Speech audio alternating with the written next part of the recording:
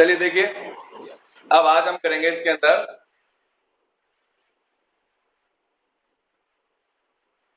पजांस नियम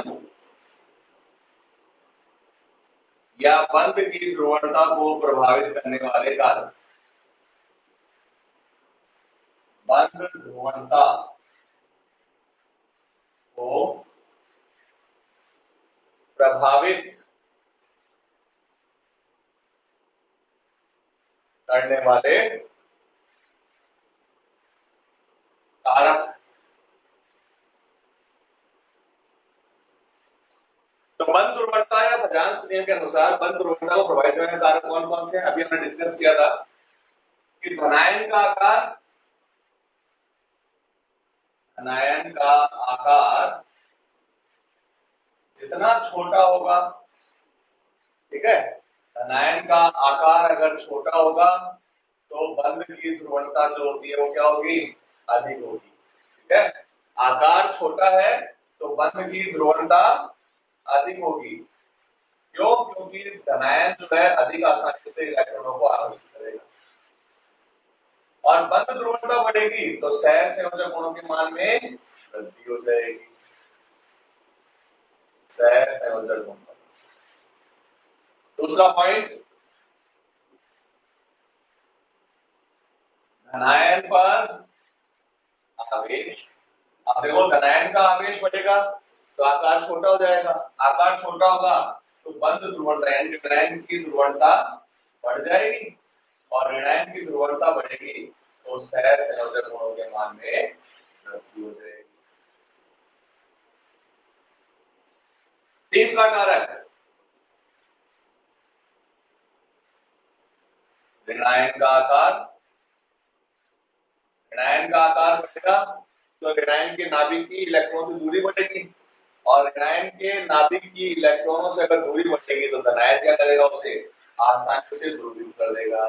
यानी अगर ऋणायन का आकार बढ़ेगा तब भी बंध ध्रुवणता के मान में वृद्धि होती है और सहसंयोजक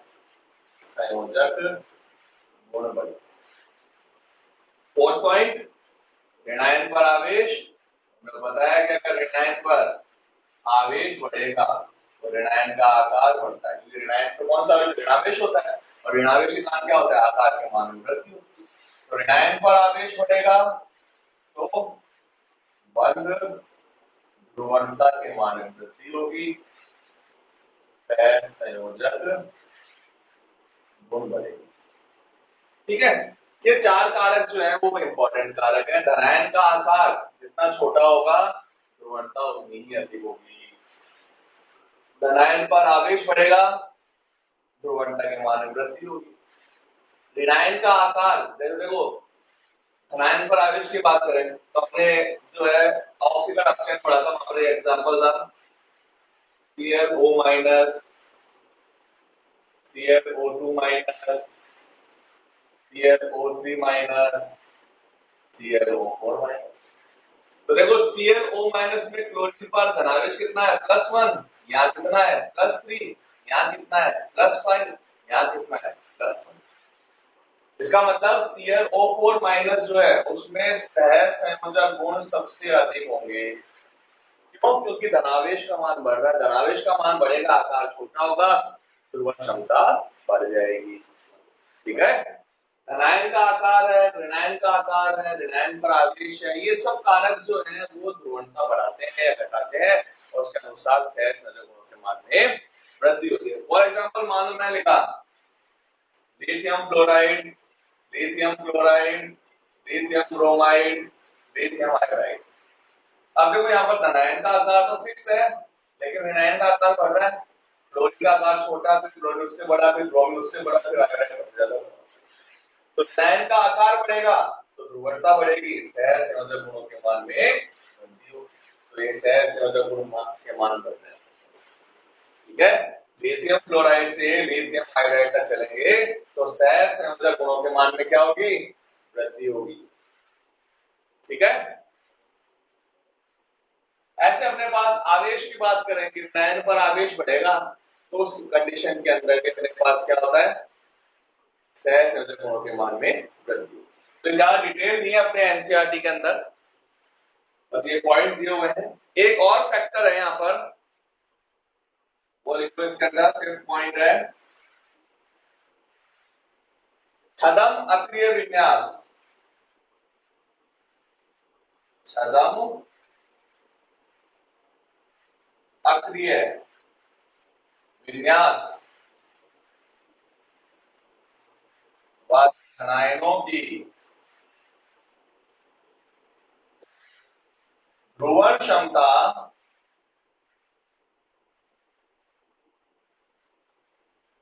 अक्रिय विन्यास वाले धनायनों की तुलना में, अक्रिय विन्यास वाले धनायनों की तुलना में अधिक होती है। ठीक है, छदम अक्रिय विन्यास वाले धनायनों की ध्रुवण क्षमता अक्रिय विन्यास वाले धनायनों की तुलना में अधिक होती है। इसका मतलब उनमें सहसंयोजक गुण अधिक पाए जाते हैं। अब बात यह है कि छदम अक्रिय विन्यास से क्या मतलब है। तो देखो, अक्रिय विन्यास में लोग क्या कहते हैं कि बाह्यतम कोश में कितने इलेक्ट्रॉन होने चाहिए, तो अक्रिय विन्यास के अंदर बाह्यतम कोश में 8 इलेक्ट्रॉन होने चाहिए, तो वो अक्रिय विन्यास। अब छदम अक्रिय विन्यास का मतलब क्या है, ऐसे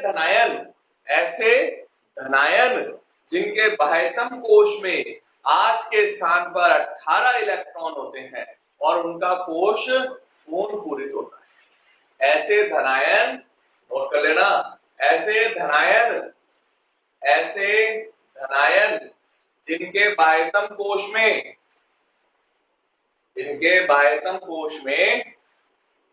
8 के स्थान पर 18 इलेक्ट्रॉन होते हैं, 8 के स्थान पर 18 इलेक्ट्रॉन होते हैं और उनका बाह्यतम कोश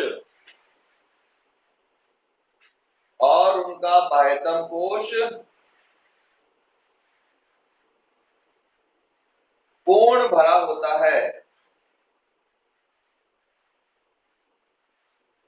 उसे छदम अक्रिय विन्यास कहते हैं।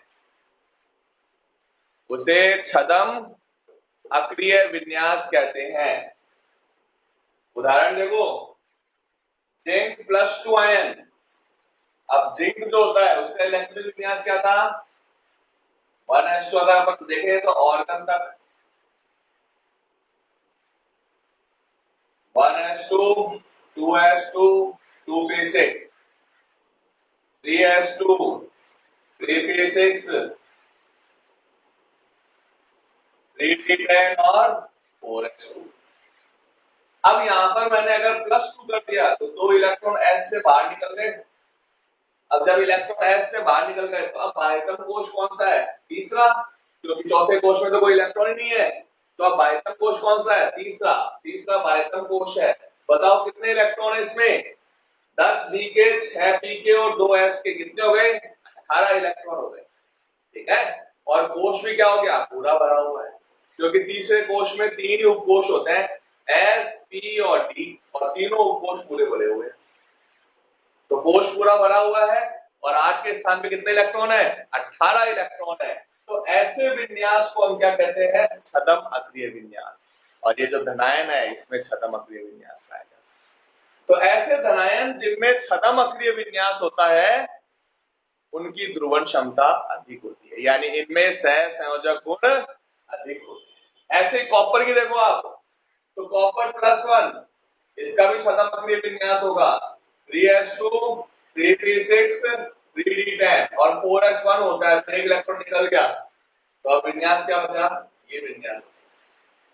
तो इनमें छदम अक्रिय विन्यास पाया जाता है और जिनमें छदम अक्रिय विन्यास होता है उनकी ध्रुवण क्षमता अधिक होती है, उनमें सहसंयोजक गुण जो होते हैं वो अधिक पाए जाते हैं। और सहसंयोजक गुण अगर अधिक होंगे तो उनके गलनांक और के मान क्या हो जाएंगे, कम हो जाएंगे।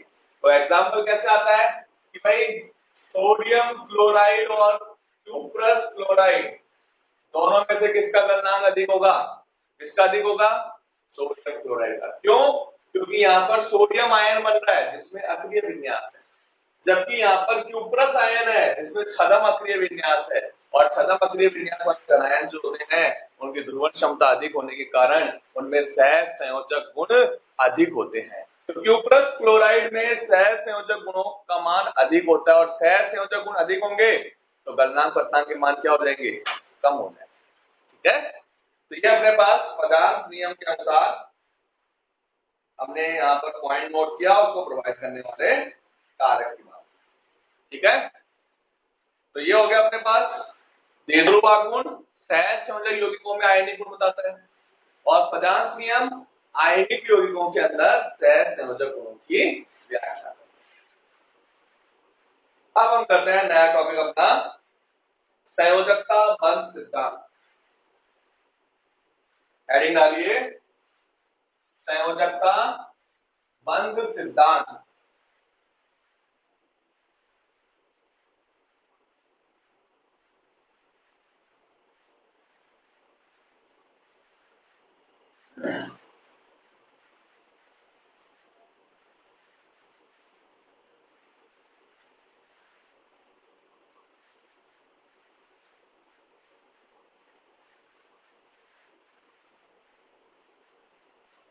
संयोजकता बंध सिद्धांत।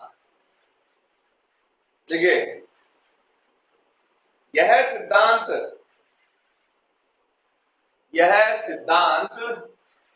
सर्वप्रथम हाइटलर व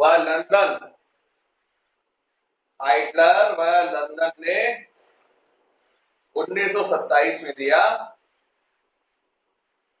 1927 में दिया, जिसे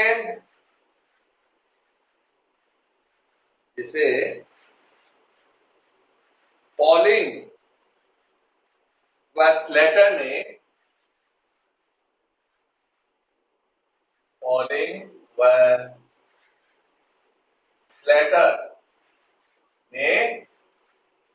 स्लेटर ने 1930 में विकसित किया, यानी उसको संशोधित किया, उसके अंदर और कुछ पॉइंट जोड़े, स्लेटर ने विकसित किया।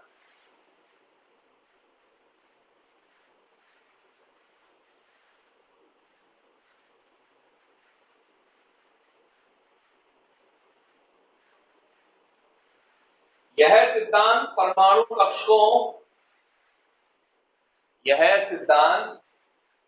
परमाणु कक्षकों तत्वों के इलेक्ट्रॉनिक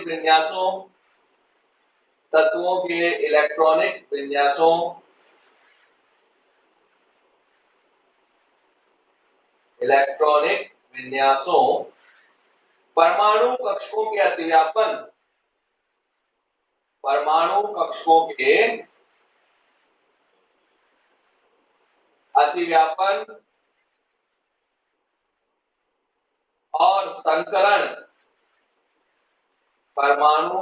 के अतिव्यापन और संकरण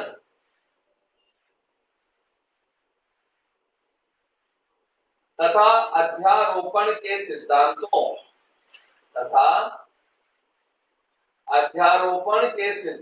पर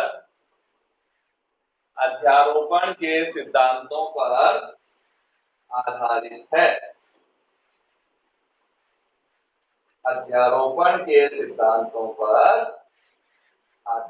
है।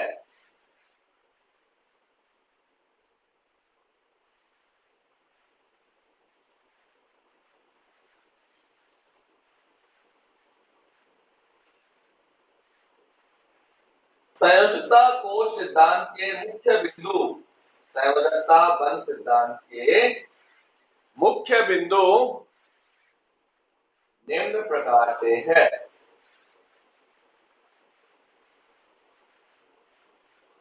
फर्स्ट पॉइंट, जब दो परमाणु एक दूसरे के निकट आते हैं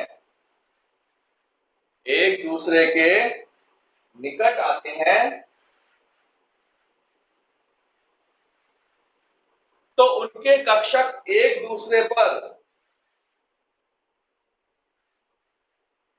तो उनके कक्षक एक दूसरे पर अतिव्यापित होते हैं, एक दूसरे पर अतिव्यापित होते हैं और सहसंयोजक बंध का निर्माण करते हैं, सहसंयोजक बंध का निर्माण करते हैं।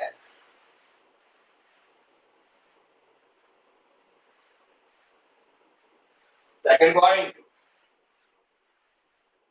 अतिव्यापन से तंत्र की ऊर्जा में कमी आती है, अतिव्यापन से तंत्र की ऊर्जा में कमी आती है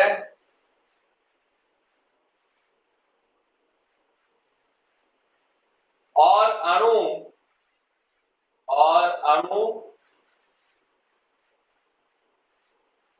विलगित परमाणुओं की तुलना में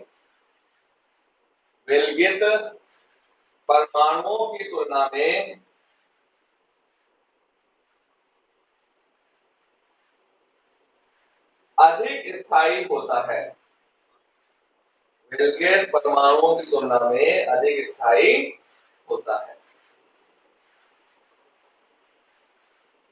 थर्ड पॉइंट,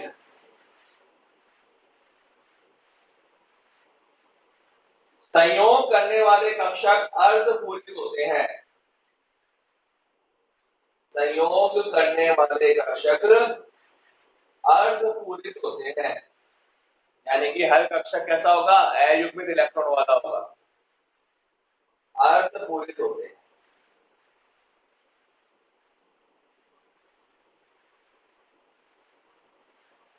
नेक्स्ट पॉइंट,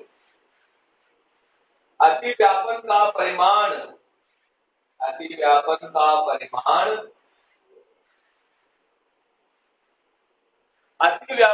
भाग लेने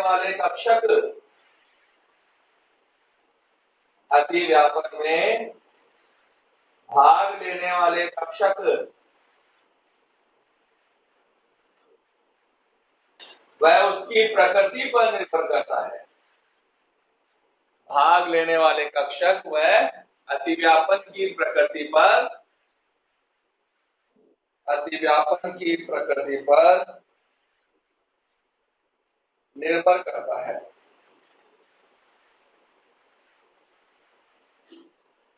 अतिव्यापन अधिक होने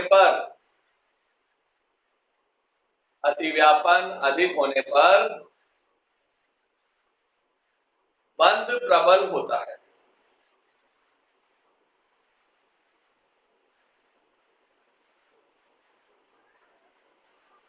नेक्स्ट पॉइंट, निम्न अवस्था में किसी परमाणु के पास यदि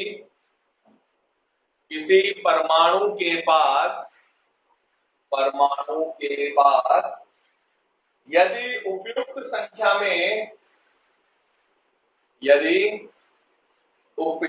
संख्या में अयुग्मित इलेक्ट्रॉन नहीं होते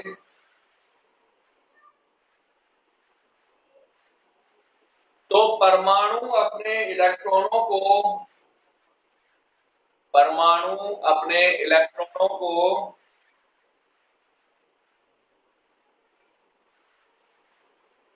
उत्तेजित कर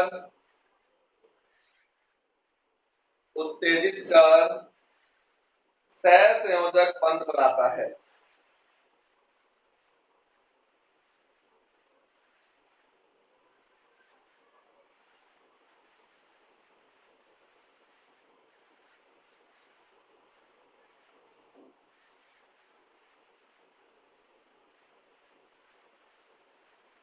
ठीक है, तो ये हो गया अपने पास इसके कुछ पॉइंट।